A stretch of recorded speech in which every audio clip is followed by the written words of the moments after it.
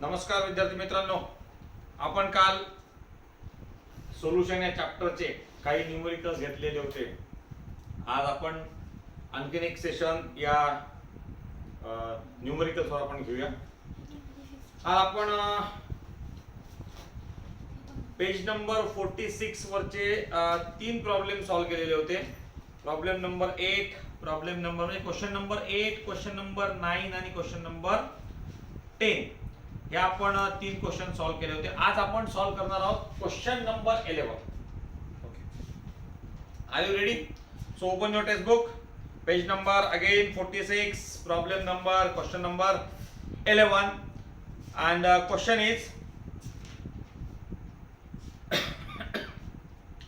a solution of citric acid C6H8O7 in 50 gram of acetic acid has a boiling point elevation of 1.76 Kelvin if Kb, that is constant of boiling point or boiling point elevation, constant of boiling point elevation,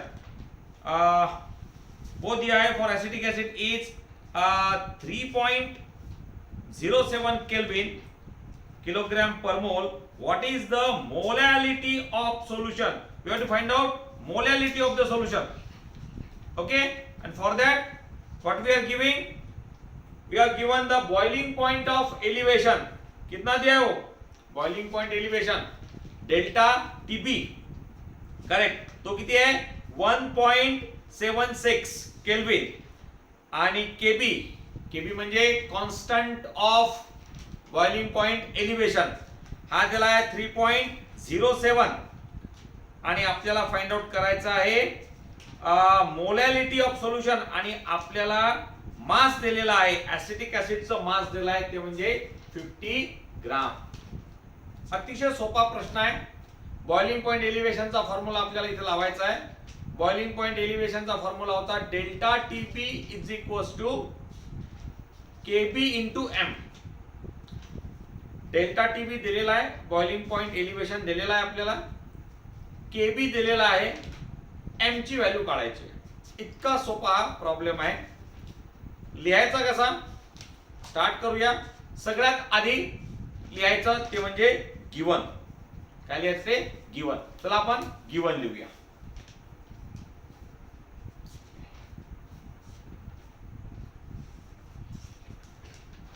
given given त्याला आपल्याला boiling point elevation, boiling point elevation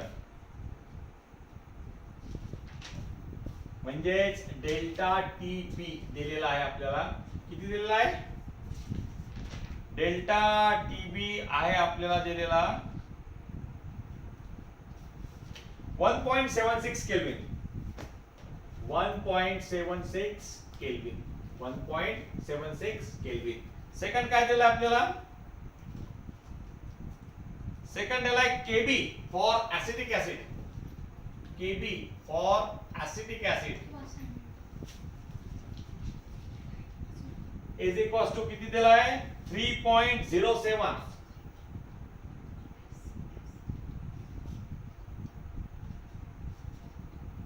kelvin kilogram per mole.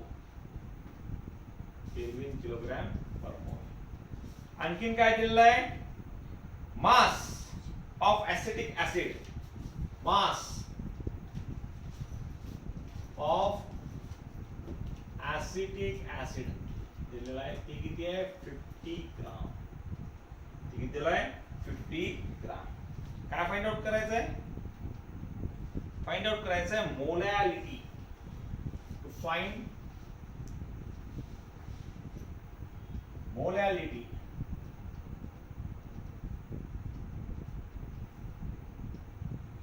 Molality of solution,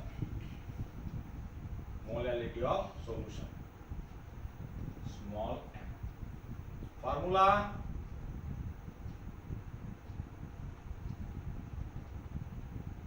काय असणार आहे? Formula delta TP is equals to delta TB is equals to KB into M.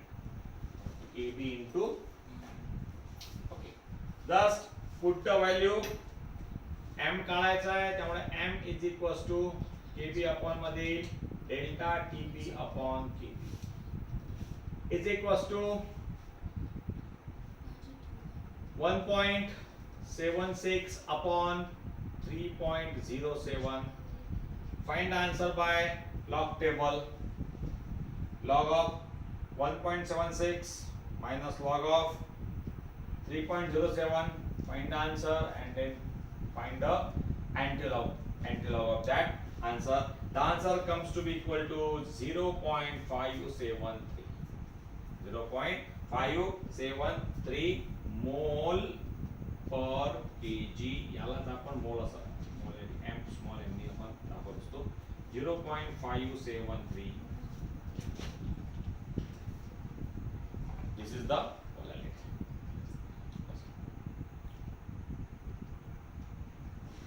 आता आपण हा प्रश्न करतो की सर या मासचा तर आपण काहीच उपयोग नाही केला, आवश्यकताच नाहीये. मोलॅलिटी 1 ग्रॅमची म्हणा किंवा मोलॅलिटी एकसारखीच आहे ना, त्यामुळे तो मास शी त्याचा काही संबंध नाही.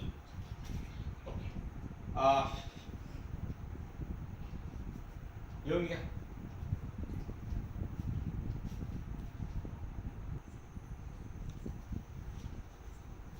बोर्डाच्या एक्झाम मध्ये एक छोटीशी गोष्ट लक्षात ठेवायची, ती म्हणजे शेवटी आपण आन्सर लिहायचा. आन्सर काय दिलं होतं आपल्याला, काय विचारलं होतं आपल्याला, मोलॅलिटी ऑफ सोल्युशन. इथे छोटासा असा आन्सर द्यायचा. बोर्डाची स्टाईल आहे. Molality of solution is 0.573. 2 मार्कासाठी हा जो क्वेश्चन आहे हा आपल्याला येऊ शकतो. फक्त 2 मार्कासाठी लिहून घ्या.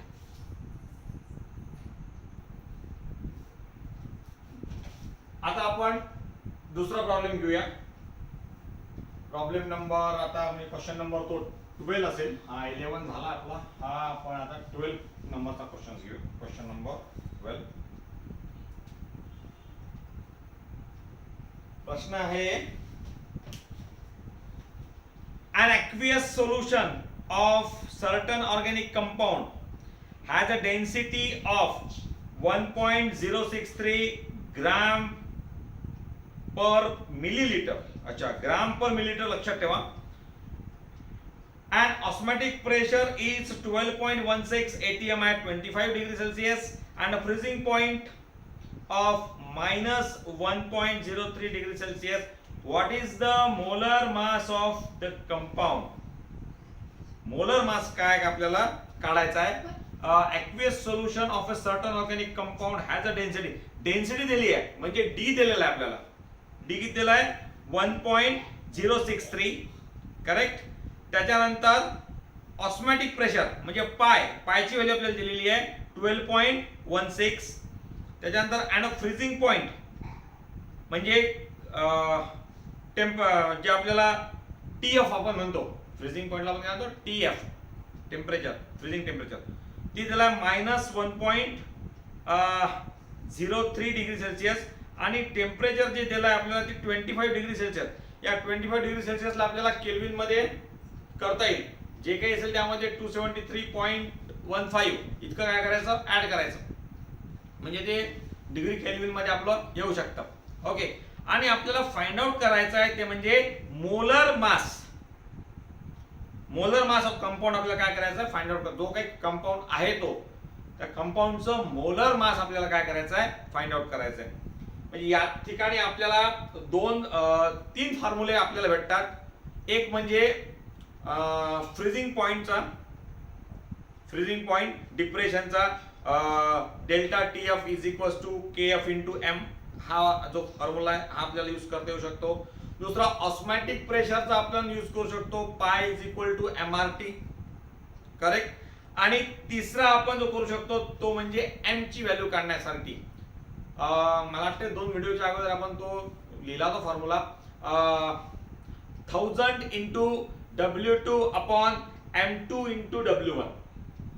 बरोबर आहे. हे तिन्ही फॉर्म्युले आपल्याला यूज करून या जे कंपाऊंडचं मोलर मास आपल्याला सहजपणे काढता येऊ शकतं. तर आपण सगळ्यात पहिले गिवन जे आहे ते आपण लिहून घेऊया. गिवन आहे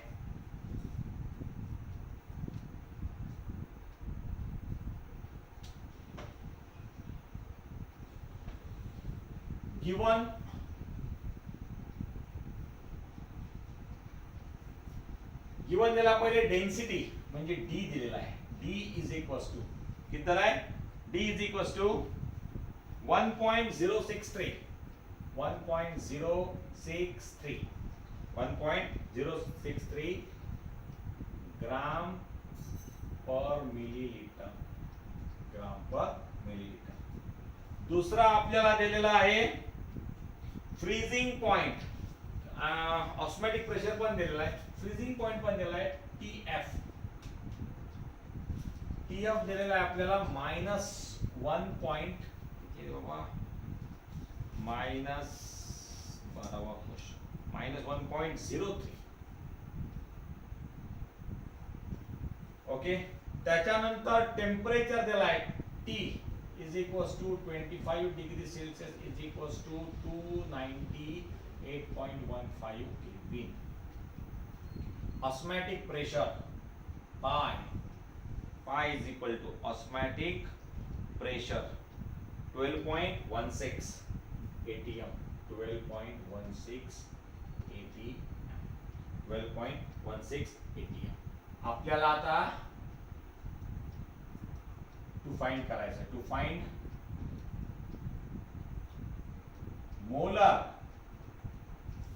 मास ऑफ कंपाऊंड. कुठलाही असेल तो कंपाऊंड जे आपल्याला काही देणं नाही त्याचा मोलर मास आपल्याला काढायचा आहे. यासाठी आपल्याला फॉर्म्युले कुठले यूज करावं लागेल? फॉर्म्युला आपल्याला यूज करावा लागेल. इथे पहिला फॉर्म्युला आपल्याला फ्रीजिंग पॉइंट डिप्रेशन म्हणून येतो. Delta TF is equals to KF into M. दुसरा फॉर्म्युला येतो आपला pi is equals to MRT. तिसरा फॉर्म्युला येतो आपल्याला M काढायचा असतो 1000 into W2 upon M2 into W. हा फॉर्म्युला आपल्याला काय करायचा आहे? हे फॉर्म्युला आपल्याला यूज करायचा आहे. आता या फॉर्म्युल्याच्या आधारे प्रॉब्लेम कसा सॉल्व्ह करतात. यामध्ये आपण काय गिवन काय हे चार आपल्याला गिवन दिले होते. यामध्ये आणखीन गिवन काय काय टाकू शकतो आपण? हे R ची व्हॅल्यू गिवन टाकू शकतो. ही युनिव्हर्सल कॉन्स्टंट असते. ही काय असते? Universal constant. ही किती असते? ही असते या 0.9.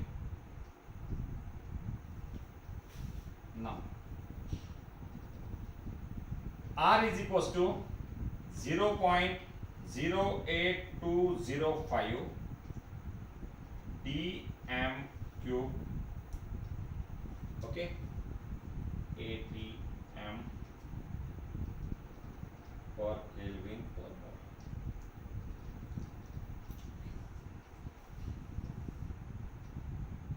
R ची व्हॅल्यू आपल्याला माहित आहे. डेल्टा TF काय असतो? डेल्टा TF मित्रांनो, डेल्टा TF म्हणजेच T not F minus TF. T not F minus TF. आता T नॉट F स्टँडर्ड किती असतं? 0.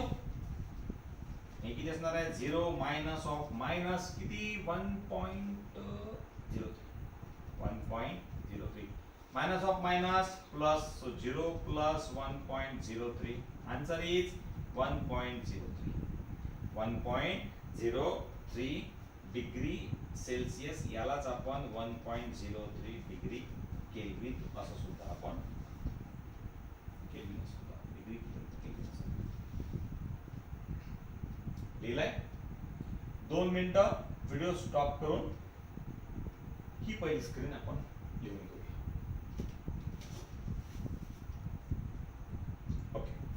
आता मी ही स्क्रीन मोडतोय. यातली आपण ही व्हॅल्यू इथे लिहून देऊया.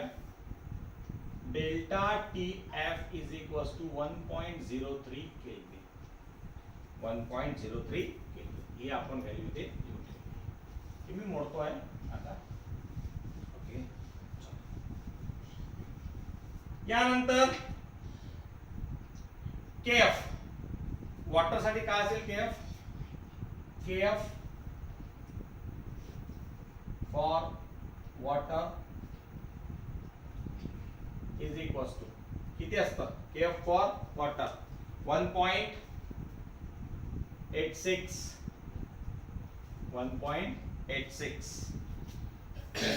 केल्विन किलोग्राम पर मोल.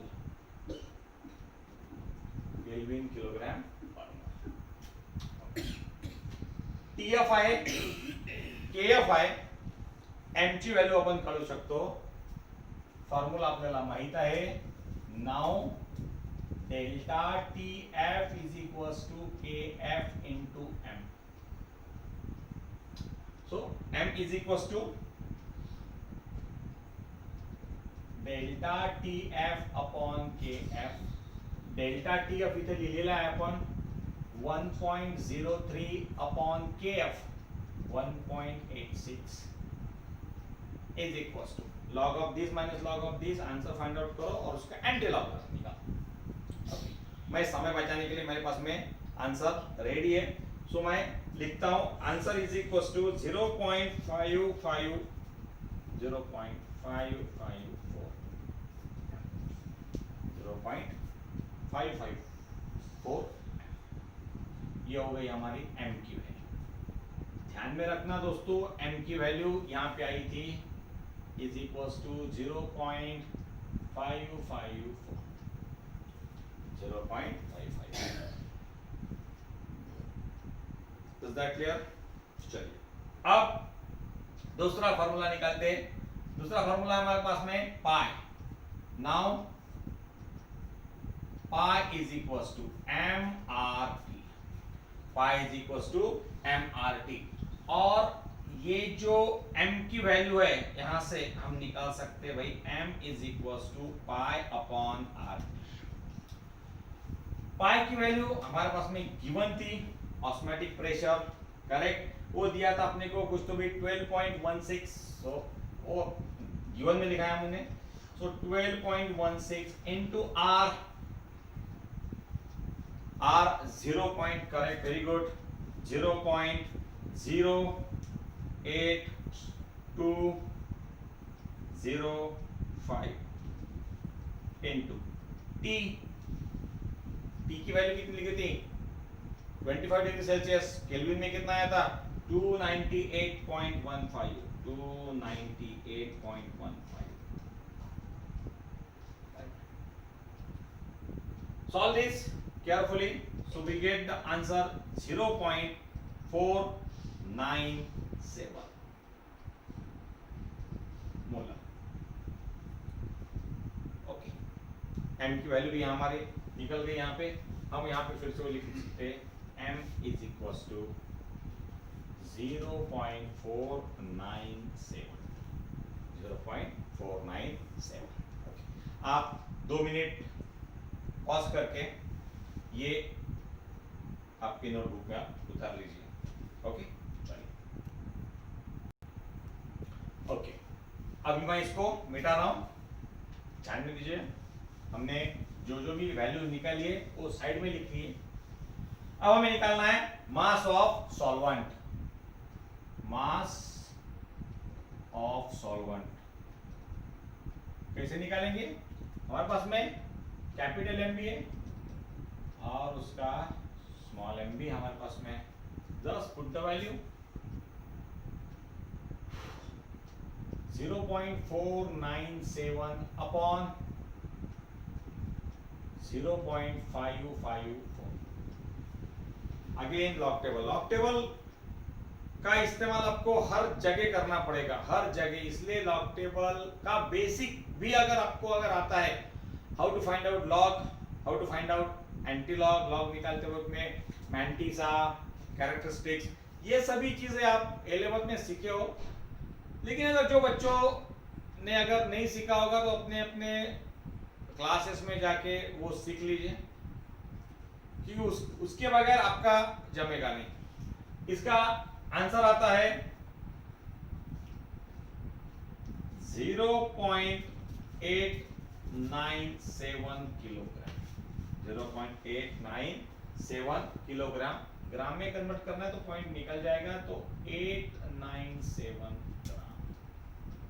897 ग्राम। ओके, अब मास ऑफ सॉल्वेंट भी निकल गया। अब हम निकालेंगे mass of solution. Mass of solution निकालेंगे। Mass of solution. Mass of solution. Mass of solution कैसे निकालेंगे? दिया है मास ऑफ सॉल्यूशन मेरे ख्याल से। मास ऑफ सॉल्यूशन हमको दिया हुआ है, करेक्ट? कितना है? ग्राम पर मिलीलीटर दिया हुआ है वो। हमको उसे ग्राम में हम क्या करेंगे? कन्वर्ट कर लेंगे। वो कितना दिया अपने को भाई? वो दिया है 1.063। 1.063 ग्राम पर मिलीलीटर। ग्राम पर मिलीलीटर। और इस ग्राम पर मिलीलीटर को हमको क्या करना है? ग्राम में कन्वर्ट करना है, तो डेफिनेटली 1.063 इसे हम क्या करेंगे? 1000 से मल्टीप्लाई करेंगे। इसे हम क्या करेंगे? 1000 से मल्टीप्लाई करेंगे। 1000 क्या है? मिलीलीटर। सो ऑब्वियसली इसका आंसर आएगा 1063 ग्राम। 1063 ग्राम। मास ऑफ सॉल्वेंट निकला हुआ है, मास ऑफ सॉल्यूशन निकला हुआ है। इन दोनों की मदद से हम मास ऑफ सोल्यूट निकाल सकते हैं। ऑब्वियसली सॉल्यूशन में से सॉल्वेंट को निकाल डालो तो क्या बचेगा? सोल्यूट बचेगा। सॉल्यूशन बनता कैसे? सॉल्यूशन बनता है सोल्यूट प्लस सॉल्वेंट से। Solute plus solvent is equal to solution. Solute plus solvent is equal to solution. अब हमारे पास में सॉल्यूशन है, सॉल्वेंट है, सोल्यूट निकाल लेंगे। सॉल्यूशन में से सॉल्वेंट को क्या करेंगे? माइनस करेंगे। So now we find out, now mass of solute. Solute mass of solute is equal to कितना होगा? Mass of solute solution, mass of solution, mass of solution minus mass of solvent. Mass of solvent कितना है भाई? 1063। बड़े number में से छोटा number minus करेंगे, दोनों ग्राम है तो आने वाला आंसर भी ग्राम में ही होगा। And this answer is come to be equal to 166 gram. 166 gram. Okay, इसे एक बार लिख लो।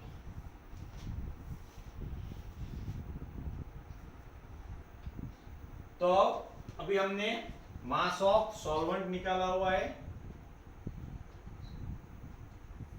मास of solvent is equal to कितना है वो? 897। Mass of solute, solute is equal to 166 gram. 166 gram. Mass of solvent, mass of solvent किससे denote करते हैं दोस्तों? Correct, W2। ये W2 की वैल्यू हमारे पास में है।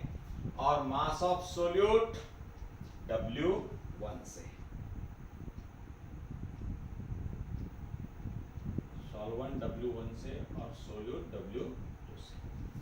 सॉल्वेंट W1 से और सोल्यूट W2 से हम डिनोट करते हैं। अभी सभी चीजें तो हमारे पास में आ चुकी है। अब हमको क्या निकालना है, मोलर मास निकालना है, जिसका फॉर्मूला हमारे पास में ऑलरेडी मौजूद है। तो लिखते हैं भाई, चलिए फॉर्मूला क्या निकाला हमने, एक और फॉर्मूला लिखा था, वो था m is equal to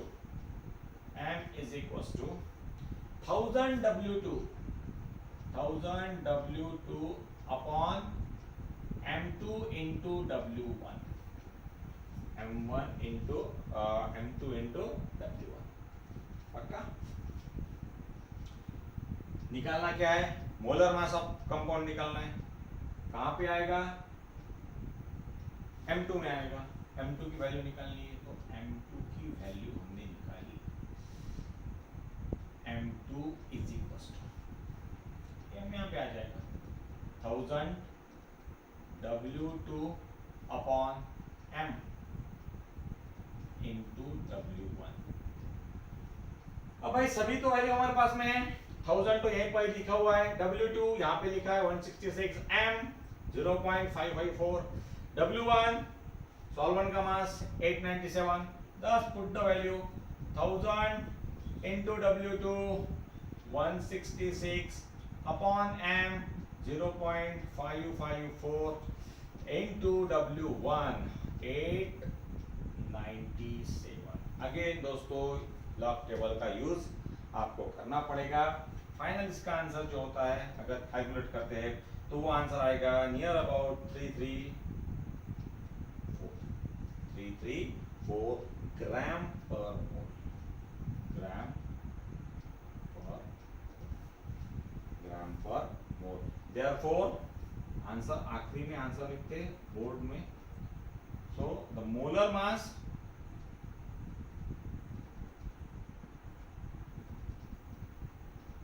of compound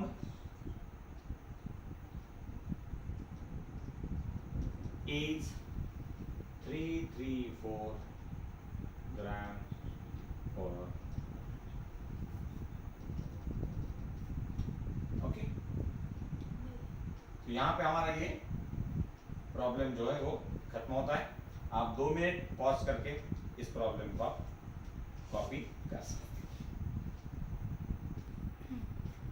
चलिए अभी नेक्स्ट क्वेश्चन लेते हैं। काफी इंटरेस्टिंग क्वेश्चन है ये, और इस टाइप के प्रॉब्लम्स आपके बोर्ड के एग्जाम में आएंगे। तकरीबन 3 मार्क का भी आ सकता है और 5 मार्क का भी क्वेश्चन ये आ सकता है। 5 मार्क के लिए थोड़ा सा हार्ड जाएगा, लेकिन 3 मार्क के लिए तो आराम से ही ये क्वेश्चन पूछ सकते हैं। और 5 मार्क के क्वेश्चन में अगर आए तो क्वेश्चन के साथ में कुछ एक छोटी सी एक आध नोट वगैरह ये पूछ सकते हैं। वेपर प्रेशर लोअरिंग का कुछ अगर थ्योरी पूछ ली तो साथ साथ ये प्रॉब्लम, इस टाइप की प्रॉब्लम, ये प्रॉब्लम इस टाइप की प्रॉब्लम हमको पूछ सकते हैं। काफी इंटरेस्टिंग प्रॉब्लम है, ध्यान से सुनिए।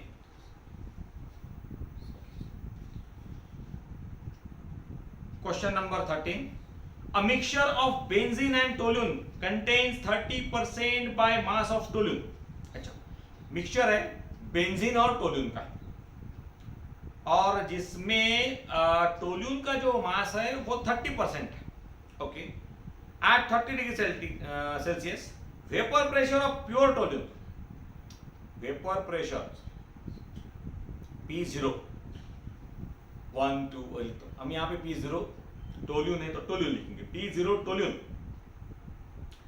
वो क्या है, P0 टोल्यून वो दिया है 36.7 mmHg and that of pure benzene and P0 benzene, okay, P0 benzene is a 118.2 mmHg, assuming that the two liquids form ideal solution। अच्छा, assume करना है हमको कि भाई ये ideal solution है तो नहीं, लेकिन अब बोला है तो समझना पड़ेगा। चलिए, assuming that the two liquids form ideal solution, calculate the total pressure and partial pressure। अच्छा, partial pressure भी निकालना है of each constituent above the solution at 30 degree Celsius. माने में vapour pressure, partial pressure of toluene निकालना है, partial pressure of benzene निकालना है और उसका टोटल प्रेशर यानी partial pressure of toluene plus partial pressure of benzene, ये दोनों के एडिशन करके आखिरी में वो आंसर आ जाएगा। तो दिया है हमको प्योर सॉल्वेंट का वेपर प्रेशर्स दिए हैं, टोल्यून का भी दिया है और बेंजीन का भी दिया हुआ है, ठीक है। और इसी का इस्तेमाल करते हुए हमें पार्शियल प्रेशर निकालने टोल्यून के भी और बेंजीन के भी, और साथ ही साथ इसका टोटल वेपर प्रेशर जो है वो भी हमको क्या करना है, फाइंड आउट करना है। प्रॉब्लम और भी आसान है, केवल और केवल एक ही फार्मूला इसमें लगता है और वो है हमारे वेपर प्रेशर लोअरिंग वाला फार्मूला लगता है यहाँ पे, P01 वाला। लिखना कैसे, ये सबसे बड़ी एक होगी कि सर सभी कुछ थ्योरी दिख रहा है तो अभी इसको लिखेंगे कैसे। सबसे पहले तो गिवन लिख लेते हैं, ओके। सबसे पहले गिवन लिखते हैं। गिवन में अपने को हमें दिया हुआ है क्या, प्योर टोल्यून और बेंजीन का वेपर प्रेशर, तो हम वो सबसे पहले वो लिखेंगे। Problem number 13,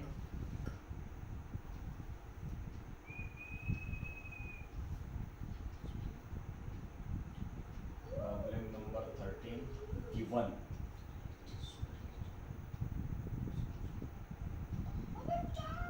P not toluene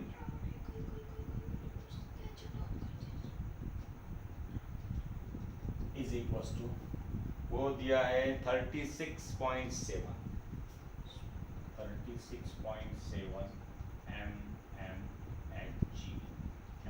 mmHg। दूसरा दिया है P0 of benzene 118.2 mmHg। Okay, find क्या करना है, find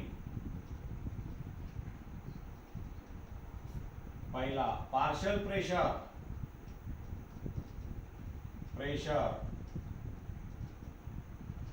of toluene,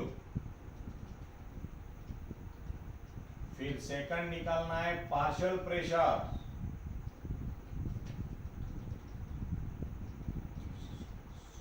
of benzene, और उसके बाद तीसरा निकालना है टोटल प्रेशर।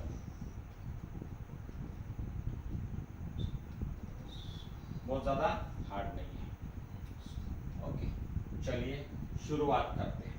कहां से शुरुआत करें, सबसे पहले तो हम मास हमको मालूम होना बहुत जरूरी है टोल्यून का और बेंजीन का। तो सबसे पहले हम लेते हैं मोलर मास, लेते हैं molar mass of toluene, molar mass of toluene. Now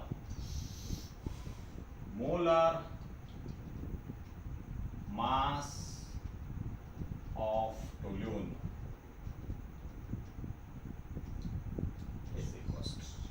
पहले तो टोल्यून का फार्मूला पता होना चाहिए। टोल्यून का फार्मूला पहले आप लिख लीजिए C7H8, C7H8, ये टोल्यून का फार्मूला है। ऑब्वियसली अभी बहुत ज्यादा हार्ड नहीं है, 12 into 7 करो और 1 into 8 करो ना, +8 करो, ओके। 12 7 जा 84, 84 plus 8 92 ग्राम पर मोल, इसी तरह से मोलर मास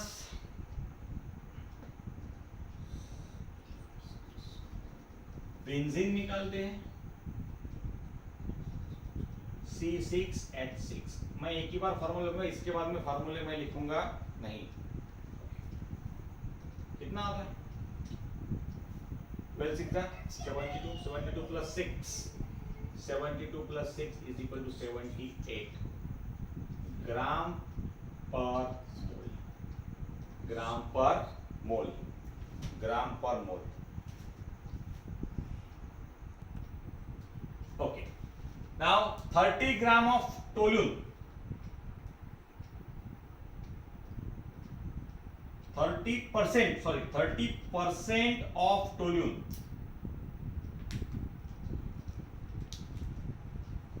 मीन्स क्या होता है? Means 30 gram of toluene in 100 gram of solution. 30 gram of toluene in 100 gram of solution. दोनों लिक्विड है, टोटल 100 है, उसमें से 30 टोल्यून है, बचा कितना? 100 माइनस 30 70. किसका होगा? एक ही तो बचा है, कौन? बेंजीन. तो डेफिनेटली वो वेट किसका होगा? बेंजीन का होगा. So therefore mass of benzene is equals to 100 minus 30 is equal to 70 gram. Okay, अब दोनों के मास कितने हैं वो मालूम पड़ गए. टोल्यून 30 ग्राम का है और बेंजीन 70 ग्राम का है. तो इसका इस्तेमाल करते हुए हम नंबर ऑफ मोल्स निकाल सकते हैं. करेक्ट, निकाल सकते नंबर ऑफ मोल्स. तो आप पहले एक काम कीजिएगा, पहले इसको आप अपने नोटबुक पे उतार लीजिए, ताकि अभी मुझे ये बोर्ड मिटाना पड़ेगा और आगे मैं आपको नंबर ऑफ मोल्स निकाल दें. चलिए जल्दी.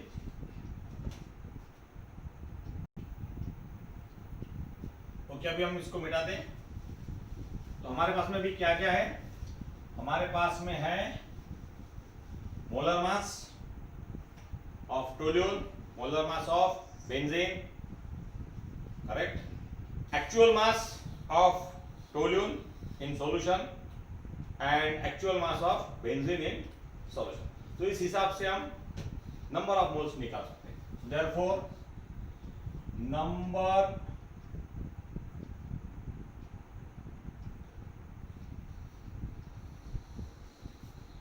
of moles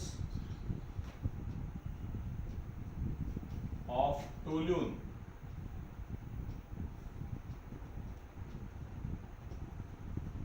is equals to, कितना लिया था? 30 ग्राम. करेक्ट, तो 30 ग्राम, जिसको हम Na भी कहते हैं. Na अगर आपको 30 अपॉन उसका टोल्यून का मोलर मास. मोलर मास कितना है? 90. इसका आंसर कितना आएगा? इसका आंसर आता है 0.326.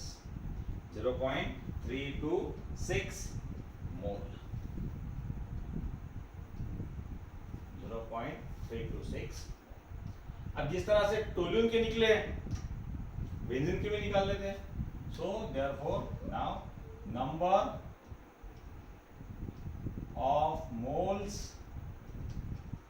ऑफ बेंजीन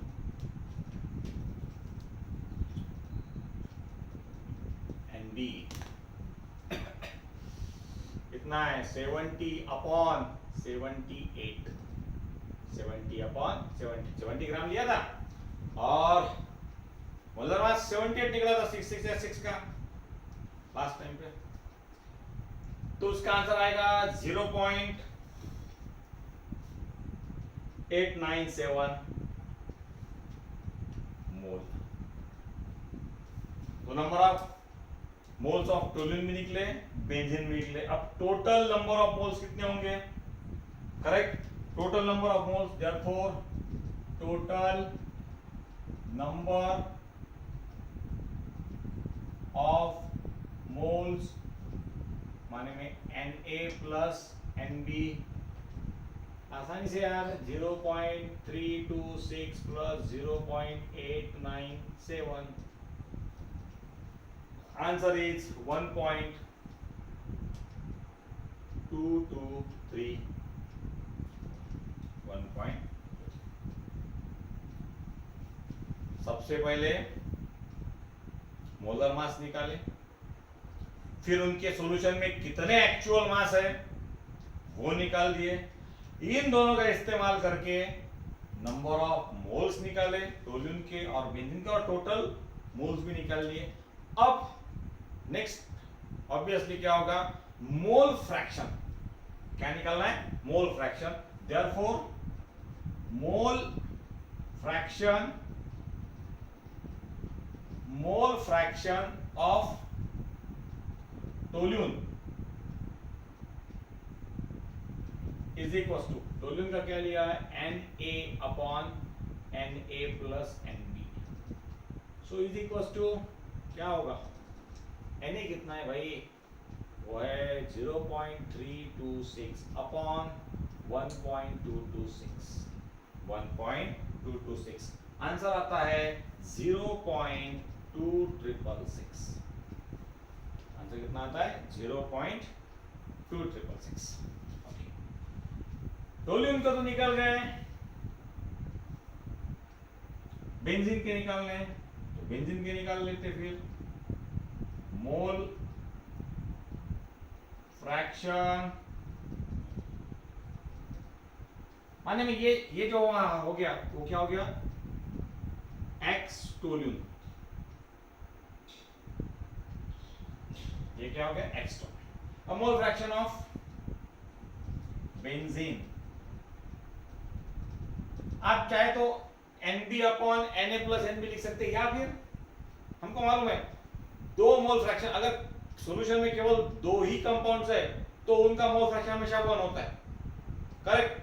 तो इसी का इस्तेमाल करके हम लिख सकते हैं 1 माइनस 0.266 इज इक्वल 0.7334, ये क्या हो गया, एक्स बेंजीन, आ गया। अब हम हमारे लास्ट स्टेज पे आगे, जो जो हमको चाहिए था हमने वो सब कुछ पा लिया, अब आखिरी का आंसर पाना बाकी है। आप पहले ये लिख लीजिए, उसके बाद में हम इसको मिटा के हमारा फाइनल रिजल्ट जो है वो निकाल लेते हैं।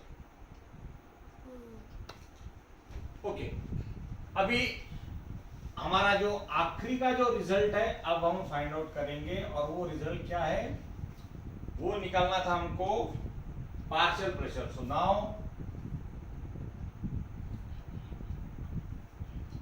नाउ पार्शियल प्रेशर यानी P ऑफ टोल्यून निकालना है। Now P of toluene is equal to P not vapour pressure, P not toluene into mole fraction of toluene.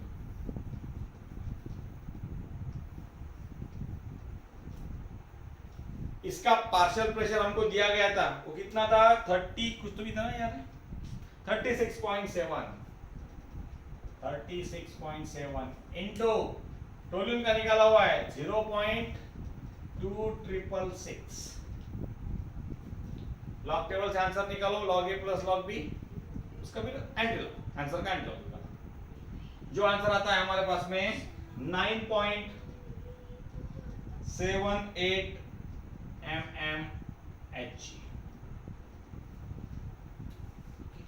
इसी तरह से क्या निकालेंगे, partial pressure of benzene, P not benzene into mole fraction of benzene, ये निकाला था 118 point कुछ तो भी था यार, इसका 2, 118.2 मल्टीप्लाइड बाय बेंजीन 0.7334, 0.7334। फिर से वही log a plus log b, आने वाले आंसर को एंटी लॉग उसका निकाल लीजिए। ये नंबर आता है हमारे पास में, ये नंबर आता है 86.7 mmHg। तो हमने पार्शियल प्रेशर टोल्यून का भी निकाल लिया हमने, पार्शियल प्रेशर बेंजीन का निकाल लिया। अब आखिरी चीज बची हमारे पास में, वो है total pressure. Now total pressure is equal to partial pressure P toluene plus P benzene, so is equals to 9.78 plus 86.7. Answer is come to be equals to 84.69, is nearly equals to 96.5 mm answer में लिखेंगे partial pressure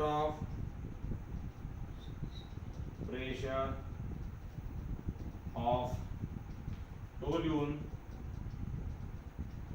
and benzene is कितना है भाई, 9.78 mmSg and 86.7 mmSg, and total pressure Sg इसको respectively लिखेंगे, and total pressure is 96.5 mmSg. So student, here we finished our 13th problem. Two more problems are remaining, और ये आपको homework के लिए मैं दे रहा हूँ। ओके, सभी के सभी अगर मैं ही सॉल्व करके दूंगा तो एग्जाम में सॉल्व कौन करेगा, बराबर। तो एग्जाम में तो आपको सॉल्व करना है, मैं थोड़ी ना आऊंगा वहां पे। तो बेस्ट वे ऐसा है कि आप प्रॉब्लम नंबर 14 और प्रॉब्लम नंबर 15 अपने टेक्स्ट बुक में सॉल्व कीजिए। So here we finish the entire chapter of solution. Okay, from tomorrow we take a new chapter. So till then, goodbye. Thank you very much.